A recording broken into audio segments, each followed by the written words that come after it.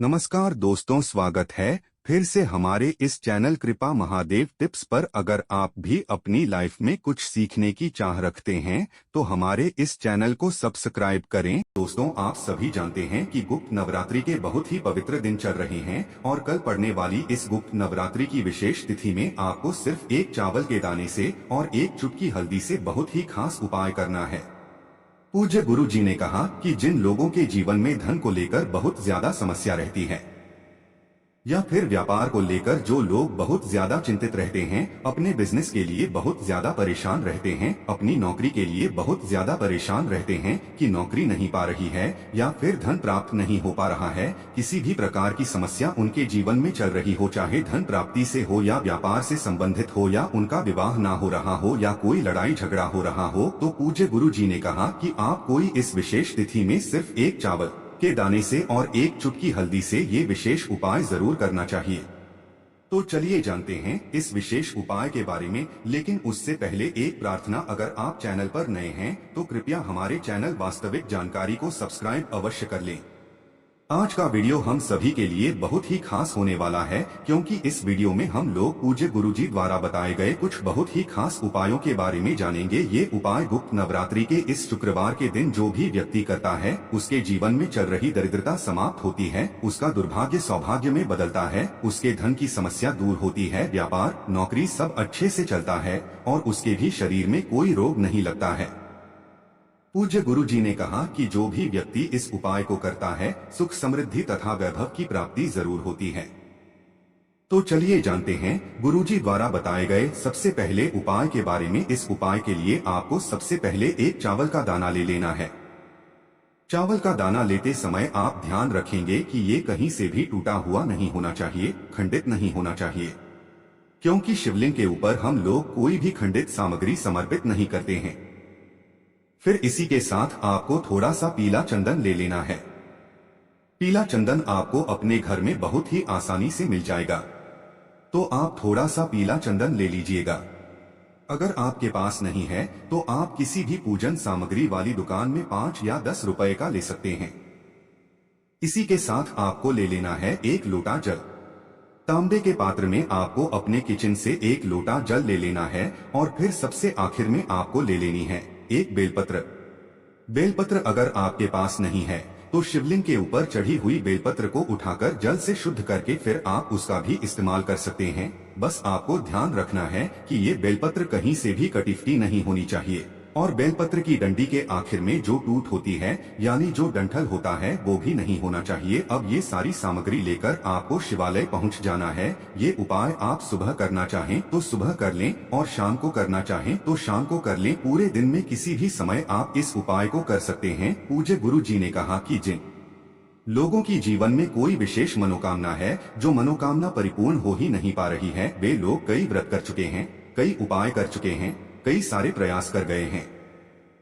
हर एक उपाय करने के बावजूद भी अगर मनोकामना परिपूर्ण नहीं हो पा रही है, धन प्राप्त नहीं हो पा रहा है, नौकरी नहीं लग पा रही है, तो पूज्य गुरु जी ने कहा कि आपको सिर्फ एक बार ये विशेष उपाय जरूर करना चाहिए। अब सारी सामग्री लेकर शिवालय पहुंच गए। शिवालय पहुंचने के बाद आप दक्षिण दिशा में बैठ जाइए और उत्तर दिशा की तरफ अपना फेस कर लीजिए। लेकिन अगर शिवालय में भीड़ है तो ऐसी स्थिति में आप किसी भी दिशा में बैठकर शिवलिंग की पूजा प्रार्थना कर सकते हैं। अब सबसे पहले आप जो एक बेलपत्र लेकर आए हैं, बेलपत्र की 3 पत्तियां होती है और तीनों पत्तियों में आपको चिकनी साइड ये उपाय करना है। 3 पत्तियों की जो चिकनी साइड होती है उन चिकनी साइड में आपको ये चंदन लगाना है। लेकिन चंदन लगाएंगे कैसे? चंदन में आप थोड़ा सा जल मिलाइए और इस चंदन को एक लेप की तरह तैयार करिए और फिर आपको अपने दाहिने हाथ यानी राइट हैंड की अनामिका उंगली से इन तीनों पत्तियों में चंदन लगा देना है। सबसे पहले नीचे की दोनों पत्तियों में चंदन लगाइए। एक एक बिंदी यानी एक एक टीक की इस चंदन की लगा दीजिए और फिर ऊपर वाली पत्ती में जब आप लगाएंगे तो थोड़ा सा ज्यादा चंदन लगाएंगे, क्योंकि इसी चंदन में आपको ये चावल रखना है। तो नीचे वाली पत्तियों में आपको एक एक बिंदी चंदन की रख देनी है। ध्यान रखिएगा, ये आपको तीनों पत्तियों में चिकनी साइड ही करना है। ये करते जाइए और मंत्र का स्मरण करते जाइए। इसके बाद आप जो एक चावल का दाना लेकर आए हैं उसको ऊपर वाली पत्ती में जो आपने चंदन लगाया है उसी में लगा दीजिए। ये चावल का उस चंदन में चिपक जाएगा। अब ये बेलपत्र आपको अपने हाथ में रखना है। आपको अपनी मनोकामना का स्मरण करना है और महादेव से उस मनोकामना को पूर्ण करने की प्रार्थना करनी है। सबसे पहले आप ये जो एक लोटा जल लेकर आए, इसको धीरे धीरे शिवलिंग के ऊपर समर्पित करते जाइए, मंत्र का स्मरण करते जाइए। और पूज्य गुरु जी कहते हैं कि जल आपको बिल्कुल धीरे धीरे समर्पित करना होता है।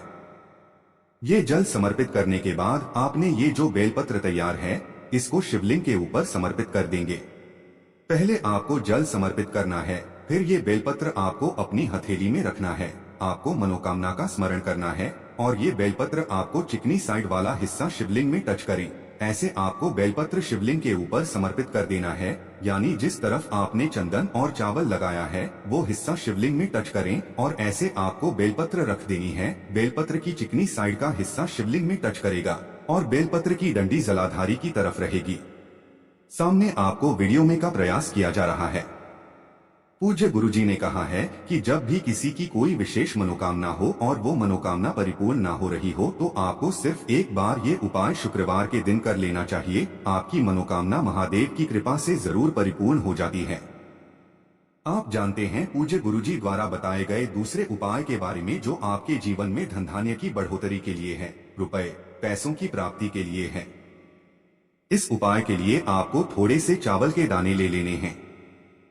चावल के दाने आप चाहें तो 11 ले लें, 21 ले लें या फिर एक मुट्ठी में ले लें। जितने भी आप चावल के दाने ले सकते हैं उतने आपको ले लेने हैं। फिर इसी के साथ आपको ले लेना है एक दीपक। दीपक आप चाहे तो मिट्टी का ले लें या फिर अपने घर पर शुद्ध आटा मारकर उसका भी दीपक तैयार कर सकते हैं। इस दीपक में आपको शुद्ध देसी घी का इस्तेमाल करना है और साथ ही साथ इसमें लंबी रुई की बत्ती का प्रयोग करना है। लंबी रुई की बत्ती का प्रयोग हम लोग अपने जीवन में धन धान्य की वृद्धि के लिए करते हैं, वंश की वृद्धि के लिए करते हैं, व्यापार में वृद्धि के लिए, अपने जीवन में लगातार ऊंचाइयों को प्राप्त करने के लिए करते हैं।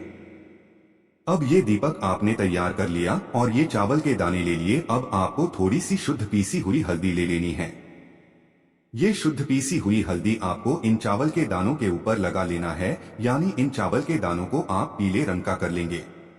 अब ये सारी सामग्री लेकर आपको अपनी तुलसी जी के पौधे के सामने पहुंच जाना है।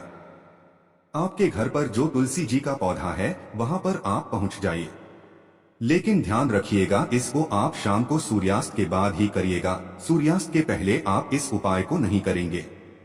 तुलसी जी के पौधे के नीचे पहुंचकर आप सबसे पहले ये जो पीले रंग के चावल लेकर आए हैं, इन चावल को आप तुलसी जी के पौधे की जड़ में समर्पित कर देंगे और 11 बार ओम महालक्ष्मी नमः इस मंत्र का स्मरण कर लेंगे। ये चावल समर्पित करने के बाद आपको ये दीपक तुलसी जी के पौधे के नीचे रख देना है और इसे प्रज्वलित कर देना है। ओम महालक्ष्मी नमः इस मंत्र का 11 बार या 21 बार या 108 बार जितनी बार भी आप जाप कर सकते हैं जाप कर लीजिए और माता लक्ष्मी से आपको प्रार्थना कर लेनी है। शुक्रवार का विशेष दिन है। शुक्रवार का दिन माता लक्ष्मी को समर्पित होता है, इसलिए माता लक्ष्मी से आपको धन की समस्या दूर करने की प्रार्थना करते हुए ये उपाय कर लेना है। और फिर आपको एक विशेष बात का ये ध्यान रखना है कि आप ये दीपक तुलसी जी के पौधे के बिल्कुल नीचे मत रखिएगा।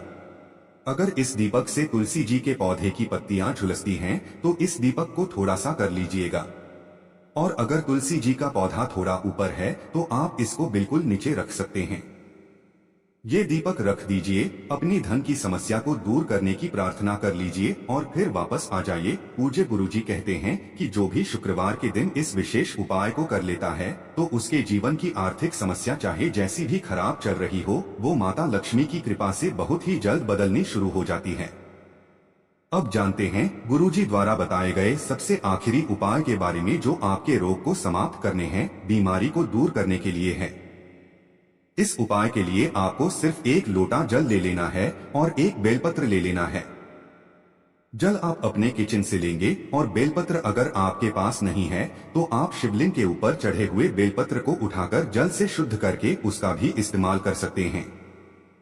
अब सिर्फ ये दो सामग्री लेकर आपको शिवालय पहुंच जाना है। इस उपाय को भी आप पूरे दिन में किसी भी समय कर सकते हैं। शिवालय पहुंचने के बाद सबसे पहले आप जो एक बेलपत्र लेकर आए हैं उस बेलपत्र को शिवलिंग के ऊपर समर्पित कर दीजिए। कुंदकेश्वर महादेव के नाम का स्मरण कर लीजिए।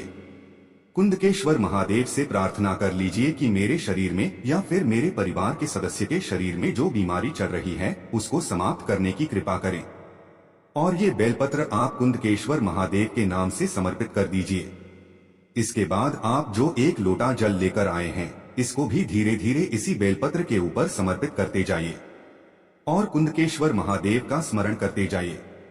अब जलाधारी से जो जल नीचे गिर रहा है उस जल को आप थोड़ा सा किसी खाली ले लीजिए। आप चाहे तो इसी जल के पात्र में यानी इसी लोटे में थोड़ा सा जल ले सकते हैं। और फिर जल लेने के बाद आपने जो बेलपत्र शिवलिंग के ऊपर समर्पित की है इसको भी आप उठा लीजिए और ये दोनों यानी एक बेलपत्र और थोड़ा सा जल ये आपको महादेव से औषधि स्वरूप प्राप्त कर लेनी है।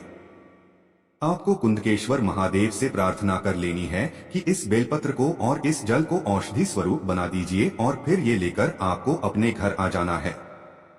अब जिसके भी शरीर में कोई भारी रोग हो गया है, आपके शरीर में भारी रोग हो गया है या फिर आपके घर के किसी सदस्य के शरीर में भारी रोग हो गया है, तो उसको इस जल का थोड़ा सा आचमन कर लेना है। थोड़ा थोड़ा जल का आचमन करते जाइए पूरे दिन में और ये बेलपत्र की तीनों पत्तियां खाते जाइए यानी इन बेलपत्र की तीनों पत्तियों का भी आचमन करते जाइए। बेलपत्र खाते समय और जल का आचमन करते समय आपको कुंदकेश्वर महादेव का स्मरण लगातार करते रहना है। पूज्य गुरु जी ने कहा कि जो भी व्यक्ति इस उपाय को लगातार कुछ दिनों तक कर लेता है तो उसके की बड़ी से बड़ी बीमारी कुंदकेश्वर महादेव की कृपा से बहुत ही जल्द समाप्त हो जाती है। दोस्तों, इस उपाय को लेकर आपको कोई भी दिक्कत, समस्या या परेशानी आती है तो उसे आप हमसे कमेंट करके पूछ सकते हैं। साथ ही हमारे वेबसाइट वास्तविक जानकारी .blogspot.com पर जाकर भी आप लोग ये वाले उपाय को अच्छे से पढ़ सकते हो और वहां से भी जो है इस उपाय की जानकारी ले सकते हो। श्री शिवाय नमस्तुभ्यं। हर हर महादेव।